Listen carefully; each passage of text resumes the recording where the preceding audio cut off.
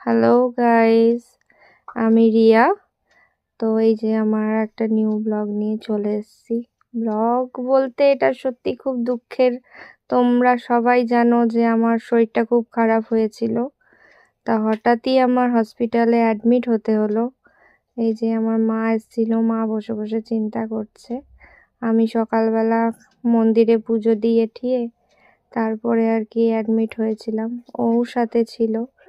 এই যে ও বসে বসে চিন্তা করছিল, তা আমি ওকে বলছি চিন্তা কেন করছো? ও বলছে চিন্তা হবে না, এত বড় একটা ওটি।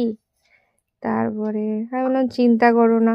তারপর মা বাড়ি চলে গেছিল আর ও আমার সাথে ছিল। আর তারপরে আমরা খেয়ে দিয়ে শুয়ে পড়েছিলাম, কারণ তারপরের দিন আমার ওটি ছিল। এই যে নার্স দিদি এসে তোমার স্লাইন লাগিয়ে দিয়ে গেছিল, আর এই যে ইঞ্জেকশনটাও পুশ করবে একটু পরে ওটিতে নিয়ে যাওয়ার আগে। এই যে আমাকে তারপরে ওটি থেকে বার করে নিয়ে এসেছিল, তখন মানে একটু শরীরটা ভালো হয়েছিল। তার আগে আমার খুব শরীর খারাপ ছিল, মানে অজস্র যন্ত্রণা, এত যন্ত্রণা আমি কোনোদিনও ফিল করিনি। আর প্লাস হচ্ছে বমি, তার সাথে আমার মুখ দেখে, মুখ ঠুক দেখো সব ফুলে গেছে।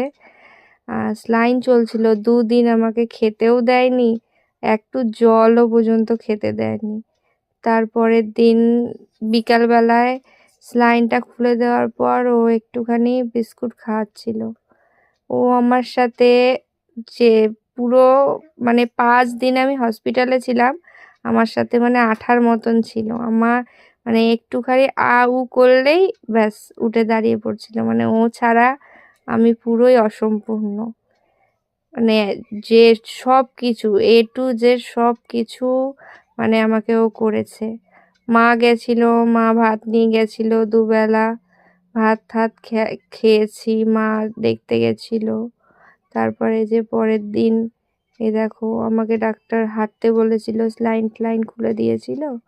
তারপরে আমি একটুখানি হাঁটাহাঁটি করছিলাম ওখান দিয়ে। তারপরে এখন আমি ভালো আছি, সুস্থ আছি। চলো টাটা।